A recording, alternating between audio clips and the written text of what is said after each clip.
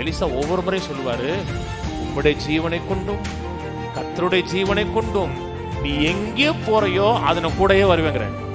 கடைசி வர போற என்ன கிடைச்சிச்சு? 2 மடங்கு அனாயிண்டிங் கிடைச்சு, 2 மடங்கு அற்புதம் கிடைச்சு.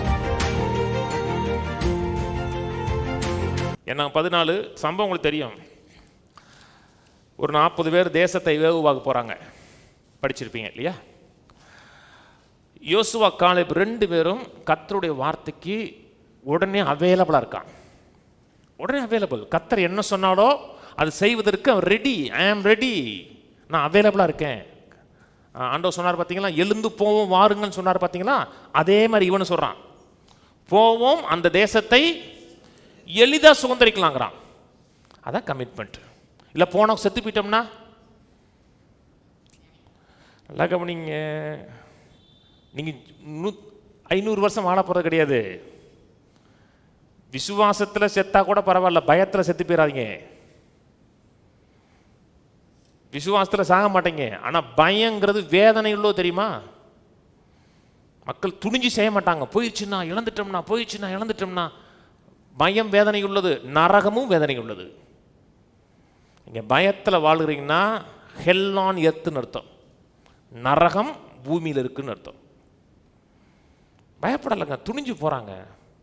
கர்த்தர் பட்சத்தில் இருக்கிறா போவோம். நான் யுத்த வீரன் கிடையாது, யுத்தத்தில் பயிற்சி பெற்றவங்க கிடையாது. யோசுவாவும் காலேபும் பல வருஷமாக ஆளொட்டிகள் கீழே இருந்தவங்க ஜனங்கள். ராட்சசன் கிடையாது, பெரிய அரணிப்பான பட்டணத்தில் வாழ்ந்தது கிடையாது. ஆனால் கர்த்தர் கூட இருக்கிறார்.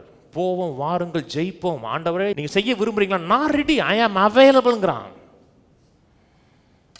அதான் கமிட்மெண்ட்.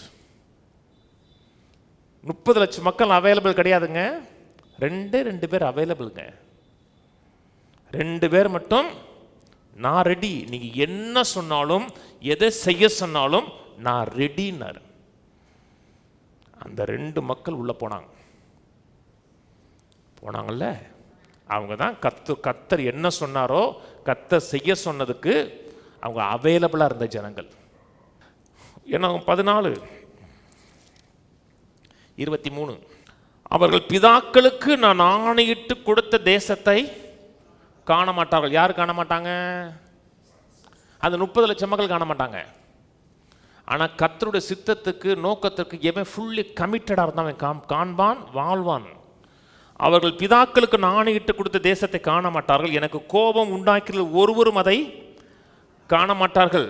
24 என் தாசனாய காலேப் வேற ஆவியை உடையவனாய் இருக்கிறபடினாலும் உத்தமமா என்னை பின்பற்றினபடினாலும், உத்தமமா என்னை பின்பற்றபடினாலும் இருக்கும். நீ கேஜேவி பைபிள் படிச்சீங்கன்னா ஃபாலோடு மீ ஃபுல்லின்னு இருக்கும். உத்தமமாயினா என்னை ஃபுல்லாக பின்பற்றினா, நான் என்ன சொன்னனோ செய்ய ரெடியாக இருந்தான். வனாந்தரத்தில் சோதனைகள், பாம்பு கடிச்சிச்சு, தேல் கடிச்சிச்சு, எத்தனை மக்கள் கூட என்னை ஜதிப்பிட்டான். அத்தனை மத்திலையும் முழு இருதயத்தோடு ஃபுல்லாக பின்பற்றினான். உத்தமமாக என்னை பின்பற்றி வந்தபடியினாலும் அவன் போய் வந்த தேசத்தில் அவனை சேர பண்ணுவேன். அவன் சந்ததியார் அதை மற்றவங்கெல்லாம் போனால் கூட, காணாமல் போனால் கூட அவன் போவான், அவன் சந்ததியார் அதை சுதந்திரித்துக் கொள்வார்கள். உபா 1:36 எப்புன்னையின் குமாரனாய் காலேப் மாத்திரம் அதை காண்பான். அவன் கர்த்தரை உத்தமமாய் பின்பற்றினபடினால். நீங்கள் கேஜேவி பைபிள் பார்த்தீங்கன்னா ஹோலி ஃபாலோடு த லார்ட் ஒன்று இருக்கும். ஹோலினா முற்றிலுமாக முழுவதுமாக. அவன் கர்த்தரை உத்தமமாய் பின்பற்றபடினால் நான் அவன் மிதித்து வந்த தேசத்தை அவனுக்கும் உன் பிள்ளைகளுக்கு கொடுப்பேன் என்று. இதுதான் ஃபுல்லாக கமிட்மெண்ட்டோடு இருந்த மனிதனுக்கு கர்த்தர் கொடுத்த ரிவார்டு. பிரயாசத்தை மறந்து போகிற அல்லவே இருக்கு பார்த்தீங்களா? ரிவார்டு கிடைச்சா ரிவார்டு கிடைச்சு. நீங்கள் எத்தனை மக்களுங்க நான் இங்கே ஸ்ட்ராங்காக பேசுவேன், தசமாவும் காணிக்கை பற்றி தாங்க பேசுவேன். சில மக்கள் சர்ச்சில் தசமாவும் காணிக்கை பற்றி பேசவே மாட்டாங்க. பேசினா மக்களுக்கு பிடிக்காது. சுகத்தை பற்றி பேசினா பிடிக்கும், குடும்பத்தை பற்றி பேசினா பிடிக்கும், ஆனால் பணத்தை பற்றி பேசினா பிடிக்காது. பேசினா பாஸ்டருக்கு பணம் தேவைப்படுது இருக்க. உங்கள் பணத்தை வச்சு நான் என்னங்க வீடாக கட்டியிருக்கேன், நான் இதான் செஞ்சுருக்கேனா? செஞ்சாலும் தப்பு கிடையாது. வேதம் சொல்லுகிறது வேலை செய்கிறவன் கூலிக்கு பாத்திரன் இருக்கு. தப்புன்னு கிடையாது, அப்படின்னு ஒன்றும் செய்யவும் இல்லையே. ஆனால் மக்களுக்கு வந்து ஏன் காசு? உங்கள் காசு இல்லைங்க, அது கர்த்தருடைய காசுங்க. நீங்களே உங்களுக்கு உங்கள் ஆள் கிடையாதுங்க. உங்களுக்கு வேலை கொடுத்து வாங்கிட்டாரு, உங்கள் காசு. நீங்களே உங்களுக்கு சொந்தம் கிடையாது. அப்போ உங்கள் பணம் எப்படி உங்களுக்கு சொந்தம்? நீங்களே அவருக்கு சொந்தம்னா உங்கள் பணம் கர்த்தருக்கு சொந்தம். முழுக்க யார் ஃபாலோ பண்ணுறாங்க அவங்களுக்கு தான் ரிவார்டு கிடைக்குது. நகோமிக்கு வீட்டுக்காரர் செத்து போயிட்டாரு, 2 பிள்ளையும் செத்து போச்சு. ஒரு பால் ரூத்து, ஒரு பால் வந்து ஒரு ஆஃபர் கொடுத்தோன்னு போயிட்டா. இன்னுமே எனக்கு அம்மா வயசாகி போச்சு, இன்னுமே என்ன பிள்ளை பெற்று அந்த பிள்ளையை உனக்கு கல்யாணம் பண்ணி கொடுக்க முடியாது, அது வாய்ப்பு இல்லை அப்படின்னு சொன்னோன்னா ஒரு கட்டி பிடிச்சி ஒரு முத்தத்தை கொடுத்துட்டு அப்படி போயிட்டாவ, ஜல்லுன்னு போயிட்டாவ. ஆனால் ரூத் கமிட்டடாக இருக்கா, ஃபுல்லி கமிட்டடாக இருக்கா.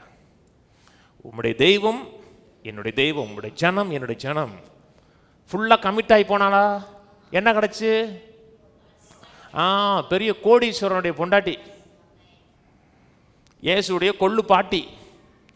அதை ஒரு பால் நினச்சி வேதனைப்பட்டிருக்கணும். ஐயோ இழந்துட்டோம்டா. வாய்ப்பு இல்லை ராசா, வாய்ப்பு முடிஞ்சிருச்சு, டோர் க்ளோஸ்டு. அதான் கமிட்டடு. எலியா எலிசா படிச்சு பாருங்க, 2 ராஜாக்கள் 1 படிச்சு பாருங்க. எலியா ஒவ்வொரு முறையும் சொல்லுவார், நீங்க இரு நான் மட்டும் போயிட்டு வரேன் என்பார். அப்போ எலிசா ஒவ்வொரு முறையும் சொல்லுவார், உம்முடைய ஜீவனை கொண்டும் கர்த்தருடைய ஜீவனை கொண்டும் நீ எங்கே போறையோ அது நான் கூடயே வருவேங்கிறார். கடைசி வரை நீ எங்கே போனே வருவேன். கடைசி வரை போற. என்ன கிடைச்சிச்சு? அவருடைய சால்வை கிடைச்சிச்சு, 2 மடங்கு அனாயிண்டிங் கிடைச்சு, 2 மடங்கு அற்புதம் கிடைச்சு. அதான் ஃபுல்லாக கமிட் ஆகக்கூடிய மக்களோட கர்த்தர் கொடுக்க ரிவார்டு. பாதிலே போயிருந்தாருன்னா ஒன்றும் கிடைச்சிருக்காது. அரை மனசோட இல்லைங்க, முழு மனதோடு ஏதோ ஒன்று செய்யுங்க. தேவனுடைய ஜனங்களுக்கு செய்யுங்க, தேவனுக்கு செய்யுங்க.